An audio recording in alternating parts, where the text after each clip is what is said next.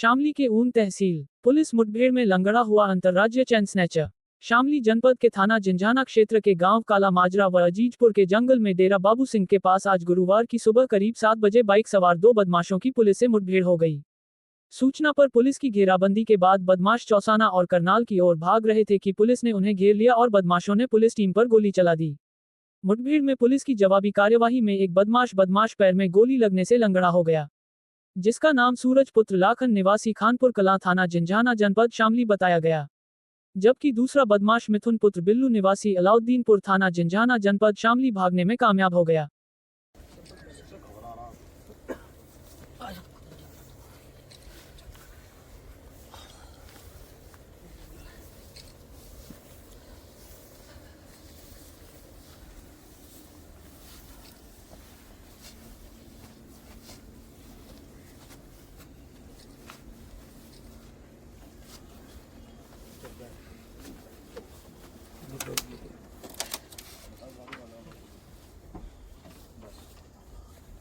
चल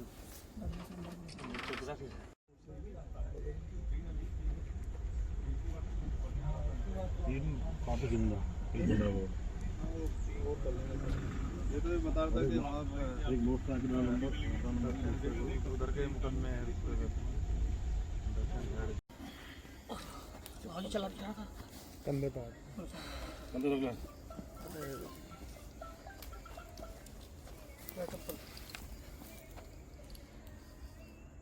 नाम क्या तेरा? सूरज जी। सूरज? हाँ जी। पापा का नाम क्या है? लखन जी। लखन? हाँ जी। कहाँ रहने वाला है? खानपुर भाजी। अच्छा कहाँ है?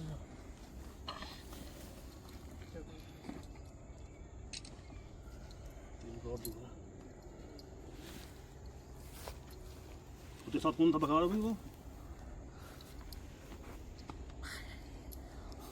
क्या हो गया? हाँ जी।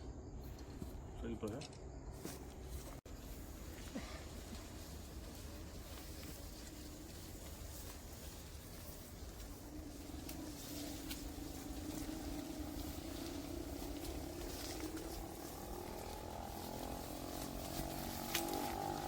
सर, एक मुठभेड़ का मामला संज्ञान में आया, क्या पूरा मामला है?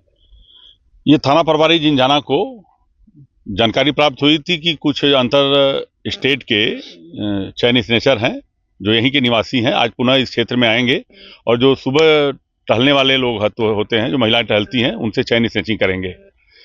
इस सूचना पे और जो थाना एक अपराधी है जो यहाँ का वांछित अभियुक्त भी है, इस सूचना पे जो अजीबपुर है और काला माजरा इस रोड पे इन्होंने अपनी टीम के साथ घेरेबंदी करी थी। एक मोटरसाइकिल जो आती हुई दिखी, उसको जब रोकने का प्रयास किया तो ये देख रहे हैं आप कच्चा रास्ता, इस पे इन्होंने मोटरसाइकिल को लेके भागे हैं। जब कुछ दूर आगे बढ़े तो इनकी मोटरसाइकिल पलट गई है, जहाँ पे फिर थाना प्रभारी की टीम द्वारा इनको रोकने का प्रयास किया गया तो इन्होंने थाना प्रभारी की टीम पे गोली चलाई है, जिसमें एक अभियुक्त है जिसका नाम है सूरज सनाफ लाखन, खानपुर जिंझाना का रहने वाला है। इसके दाहिने पैर में गोली लगी है और इसको अस्पताल में भर्ती कराया गया है, जिसकी हालत सामान्य है। और जो दूसरा अभियुक्त है, आप देख रहे हैं घने गन्ने का खेत है, इसमें से भागा हुआ है मिथुन सनाफ बिल्लू, अलाउद्दीनपुर जिंझाना का रहने वाला है। ये भागने में कामयाब हो गया है।